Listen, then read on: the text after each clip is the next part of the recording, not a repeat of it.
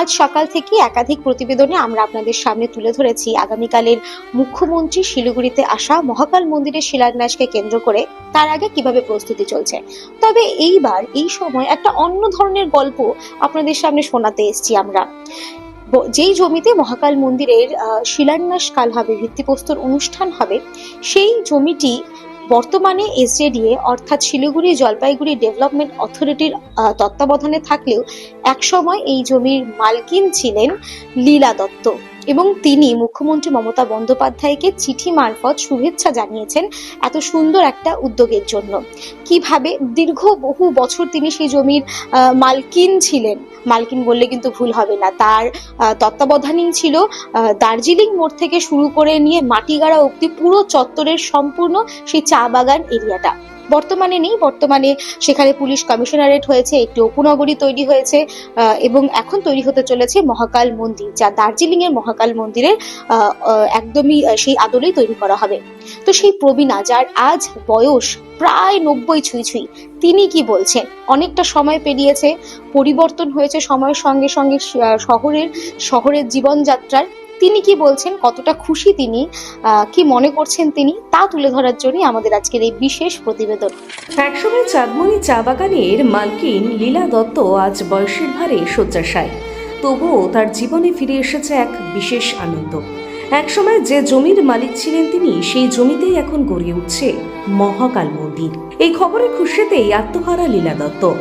মুখ্যমন্ত্রী মমতা বন্দ্যোপাধ্যায়কে শুভেচ্ছা জানিয়ে চিঠিও পাঠিয়েছেন তিনি। বর্তমানে মন্দিরের জমিটি এসজেডির অন্তর্গত হলেও অতীতের স্মৃতিতে সেই জমি আজও তার নিজের বলেই মনে করেন লীলা দত্ত। চাঁদমণি চা বাগানের প্রাক্তন মালকিন হিসেবে এই মুহূর্তে তার কাছে গর্ব ও আবেগের। নমস্কার, শরীর ভালো আছে? কোন রকম। বয়স তো প্রায় 90 ছুঁই ছুঁই। এই তো ডাক্তারের কাছে গেছিলাম। ডাক্তারের কাছে গিয়েছি? না, অত হয়নি। ঠিক আছে। 3 বছর এদিক ওদিক, 90 বলা যাবে না। তাহলে তোমরা বিরক্ত করতে আসো। ঠিক আছে। তো আজ যেই জায়গায় মহাকাল মন্দিরের কাল শিলান্যাস হবে, মহাকাল মন্দির তৈরির, সেটা তো এককালীন আপনার ছিল, সেই পুরো জমি। কতটা ভালো লাগছে? কতটা ভালো লাগছে বলে বোঝাতে পারবো না। আজ ওর বাবা নেই, আমি একলা, আমি আর অসুস্থ, যেতে পারবো না কাজেই খুব ভালো লাগলো শুনে যে এইটা হচ্ছে। একদমই তাই, একদমই তাই। সেখানে তো অনেক উপনগরী রয়েছে, অনেক কিছু রয়েছে। তবে এই মহাকাল মন্দির তৈরি হলে পরে বিভিন্ন জায়গা থেকে মানুষেরা আসবেন, সেই জায়গায় ঘুরবেন, মহাকাল মন্দির ঘুরবেন, পর্যটনের দিক থেকেও তো শহরের অনেক বিকাশ হবে। আর সেই জায়গা এককালীন মালকিন আপনি ছিলেন, এখন হয়তো সেটা অন্য দপ্তরে রয়েছে, তবে এককালীন মালকিন অনেকে হয়তো আপনাকে এখনো চেনে সেই জায়গার মালকিন হিসেবে। মালকিন বলেই ডাকতো। একদম একদম।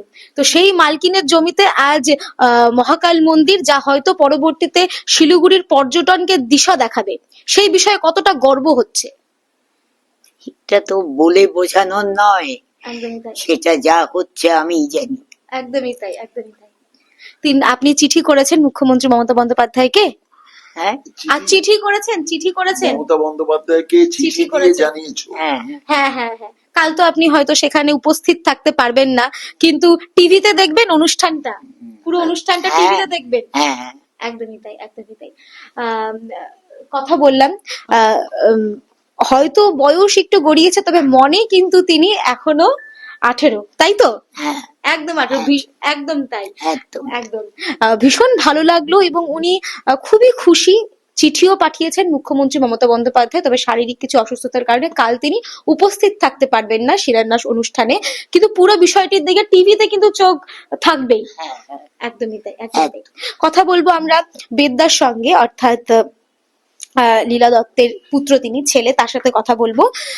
দাদা, ভীষণ তোমার সাথে আমি আগেও যা বলছিলাম যে সেই জায়গাটিতে তো বিভিন্ন মল রয়েছে, উপনগরী রয়েছে, তবে এই যে জায়গা যেখানে কিনা হাজার হাজার মানুষ আসবে, তো এটাকে নিয়ে কতটা গর্ব? দেখো, একটা কথা বলি যে এই চাঁদমণি চা বাগান বা চাঁদমণি টি কোম্পানি, এটা দীর্ঘ বছর ধরে আমার স্বর্গীয় পিতৃদেব, স্বর্গীয় বিনয় কুমার দত্ত, আমার মা, আমরা এই কোম্পানির যে আমাদের ডিরেক্টর বোর্ড ছিল, প্রথমে আমার বাবা চেয়ারম্যান ছিলেন, পরে আমি চেয়ারম্যান ছিলাম, আমার মা ডিরেক্টর ছিলেন। তো দীর্ঘদিন ধরে ওই দার্জিলিং মোড় থেকে মাটিগাড়া অবধি এই সম্পূর্ণ এলাকাটা আমাদের নিয়ন্ত্রণে ছিল। আমি এইটুকু বলতে পারি যে এত কিছুর মধ্যেও এই উপনগরীতে আজকে তো উপনগরীর জমির দাম একেবারে আকাশ ছোঁয়া। সেখানে তো কোনো সাধারণ মানুষ গিয়ে, সেই সময়কার যারা শাসক ছিলেন তারা যদিও বহু প্রতিশ্রুতি দিয়েছিলেন যে নিম্নবিত্ত মানুষের জন্য সেখানে একটা বিশেষ জায়গা রাখা হবে, তারা ওখানে বাড়িঘর করে থাকতে পারবে, কিন্তু আদতে আমরা তো সেরকম কিছু দেখতে পেলাম না। আমরা দেখতে পেলাম সেখানে মানে যারা শুধু উচ্চবিত্ত বললে ভুল হবে, প্রচুর পয়সার মালিক, মানে সুপার রিচ, তারাই এখন ওখানে আছেন, বড় বড় কর্পোরেট হাউস আছে। কিন্তু সাধারণ মানুষের জন্য যদি কেউ কিছু করে থাকেন তাহলে সেটা আমাদের প্রিয় মুখ্যমন্ত্রী মমতা বন্দ্যোপাধ্যায়। যেমন 1974-75 সালে আমার স্বর্গীয় পিতৃদেব, তখনকার আইজি পুলিশ স্বর্গীয় রঞ্জিত গুপ্ত এবং দার্জিলিং জেলার তদানীন্তন এসপি বিকে শাহ, তাদের অনুরোধে ওই পুলিশ কমিশনারেটের জমিটা দিয়েছিলেন। 2011 অব্দি সেখানে কিছু হয়নি। 2011-র পরে, কারণ আপনি ভাবুন 1974-75 থেকে 2011 অব্দি কিন্তু জমিটা ওই অবস্থাতেই পড়েছিল, শুধুমাত্র একটা পুলিশ ব্যারাক হয়েছিল। 2011-তে মমতা বন্দ্যোপাধ্যায় ওখানে শিলিগুড়ি পুলিশ কমিশনারেট করেছেন। ওটা একটা মানে সবার জন্য জিনিস হয়েছে, একটা মানে মানুষের জন্য, সমাজের জন্য। আর এই যে এখন যেটা আপনার মহাকাল মন্দির, আমাদের কাছে যেটা আশ্চর্য লেগেছে, বিশেষ করে আমার মা যেটা প্রথমেই বলেছেন, সেটা হচ্ছে যে এটা শুধু কাকতালীয় হতে পারে না, এটা ওনার উপরে কোনো একটা ঐশ্বরিক আশীর্বাদ কিছু একটা আছে, যার জন্য উনি সিদ্ধান্ত নিয়ে ওখানেই এই মহাকাল মন্দিরটা করবেন বলে ঠিক করেছেন। তার কারণ চাঁদমণি মন্দির এটা কিন্তু মূলত ভগবান শিব, ভগবান মহাদেবেরই আরেকটা রূপ, এবং বহু রকমের লোক জনশ্রুতি আছে। চাঁদমণিতে আপনারা জানেন যে শিবরাত্রির মেলা হয়, কয়েক লক্ষ লোক সেই মেলায় আসে, এবং এটা বহু বছর ধরে হচ্ছে, প্রায় 100 বছরের কাছাকাছি আমার মনে হয়। তাই আজকে এটা আমাদের কাছে খুব আনন্দের যে এরকম একটা মানে জায়গা, সেটাকেই উনি আরো সুন্দর করে গড়ে তুলছেন। এবং তাতে আপনি একটু আগে যেটা বললেন যে আমাদের এই অঞ্চলের পর্যটনের ক্ষেত্র, এই অঞ্চলের বহু লোকের ওখানে একটা সোর্স অফ ইনকাম, একটা অর্থনৈতিক উন্নয়ন হবে। তো এটা তো একটা খুবই মানে একটা আউটলুকের ব্যাপার। আমরা এটাতে খুব খুশি এবং আমরা তার দীর্ঘ জীবন কামনা করি। তিনি এরকম ভাবেই সাধারণ মানুষের জন্য কাজ করে যান। 87 বছর বয়সী লীলা দত্ত, তিনি এই যে চিঠি রয়েছেন তা পাঠিয়েছেন মুখ্যমন্ত্রী মমতা বন্দ্যোপাধ্যায়কে শুভেচ্ছা জানিয়ে। তিনি হয়তো শারীরিক অসুস্থতার কারণে কাল সেখানে উপস্থিত থাকতে পারবেন না, তবে তার শুভেচ্ছা, তার ভালোবাসা রয়েছে মহাকাল মন্দিরের জন্য। তুলে ধরলাম বিশেষ এই প্রতিবেদন, যেখানে সারাদিন কিন্তু নানান প্রস্তুতির একটা গল্প, প্রস্তুতি কিভাবে হচ্ছে তা দেখালে পরেও মহাকাল মন্দির ঘিরে একটা অজানা তথ্য তুলে ধরার চেষ্টা করলাম জজবাত 24 বাংলায়। সঙ্গে ছিলাম আমি পারমিতা, ক্যামেরায় দেবাঞ্জনের সঙ্গে।